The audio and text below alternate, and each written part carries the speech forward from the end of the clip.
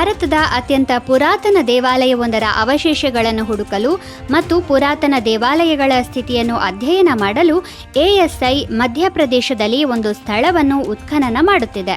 ಈ ಸ್ಥಳವು 2 ಪುರಾತನ ದೇವಾಲಯಗಳಿಗೆ ಸಮೀಪದಲ್ಲಿದೆ. ಅವುಗಳೆಂದರೆ ಗುಪ್ತರ ಕಾಲದ ಪಾರ್ವತಿ ದೇವಾಲಯ ಮತ್ತು ಕಲಚುರಿ ರಾಜವಂಶದಿಂದ ನಿರ್ಮಿಸಲ್ಪಟ್ಟಿರುವ ಚೌಮುಖಿ ದೇವಾಲಯ. ಈ ಸಂಬಂಧ ಭಾರತೀಯ ಪುರಾತತ್ವ ಇಲಾಖೆಯು ಮಧ್ಯಪ್ರದೇಶದ ಪನ್ನಾ ಜಿಲ್ಲೆಯ ನಾಚ್ನೆ ಗ್ರಾಮದಲ್ಲಿ ಉತ್ಖನನ ನಡೆಸುತ್ತಿದೆ. ಉತ್ಖನನ ಕಾರ್ಯ ನಡೆಯುತ್ತಿರುವ ಚೌಮುಖನಾಥ ದೇವಾಲಯವು 8ನೇ ಶತಮಾನದ 4 ಮುಖದ ಲಿಂಗವನ್ನು ಹೊಂದಿದೆ.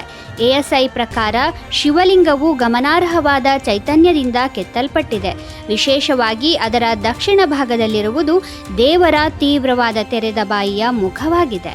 ಸದ್ಯದ ವರದಿಯ ಪ್ರಕಾರ ASI 2 ದಿಬ್ಬಗಳನ್ನು ಉತ್ಖನನ ಮಾಡಿದೆ ಮತ್ತು ಶತಮಾನಗಳ ಭೂಮಿಯನ್ನು ಬ್ರಷ್ ಮಾಡಿದ ನಂತರ ಇಟ್ಟಿಗೆಗಳ ಪದರಗಳು ಪತ್ತೆಯಾಗಿವೆ. ASI ಅಧಿಕಾರಿಗಳ ಪ್ರಕಾರ ನಾಚ್ನಾದಲ್ಲಿ ಮಾಡುತ್ತಿರುವ ಉತ್ಖನನದ ಉದ್ದೇಶವು ಭಾರತದಲ್ಲಿನ ಪ್ರಾಚೀನ ದೇವಾಲಯಗಳ ಸ್ಥಿತಿಗತಿ ಮತ್ತು ದೇವಾಲಯಗಳು ಹೇಗೆ ವಿಕಸನಗೊಂಡಿವೆ ಹಾಗೂ ಅಭಿವೃದ್ಧಿಗೊಂಡಿವೆ ಎಂಬುದನ್ನು ನೋಡುವುದಾಗಿದೆ. ಈ ಸ್ಥಳದಲ್ಲಿ 8 ಪುರಾತತ್ವ ದಿಬ್ಬಗಳಿದ್ದು 2 ದಿಬ್ಬಗಳನ್ನು ಅಗೆಯಲು ಉತ್ಖನನ ತಂಡ ಅನುಮತಿ ಪಡೆದಿದೆ.